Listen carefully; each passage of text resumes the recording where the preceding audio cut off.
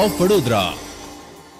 આજરોજ ધોરણ 10 બોર્ડની પરીક્ષાનું પરિણામ જાહેર કરવામાં આવતા આજે શ્રી શાસ્ત્રી વિદ્યાલય શિથોલ એસએસસી બોર્ડની પરીક્ષામાં 96.77% સાથે જ મુખરાના સ્થાન ઉપર પહોંચી છે।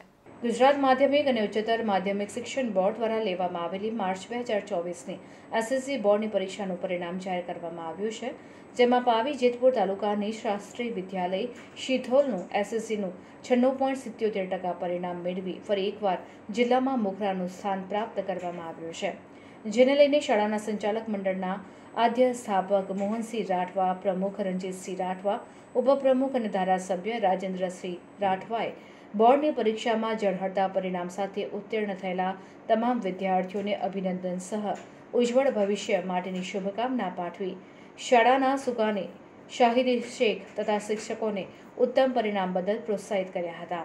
શાળામાં મોહમ્મદ અવેશ શેખ 561 ગુણ મેળવી પ્રથમ ક્રમે, ભૂમિકાબેન રાઠવા 535 ગુણ મેળવી દ્વિતીય ક્રમે અને વૈશાલી રાઠવા 516 ગુણ મેળવીને તૃતીય ક્રમે રહી પોતાના ગામ તથા શાળાનું નામ રોશન કરી પ્રગતિના 100 પાન સર કર્યા છે।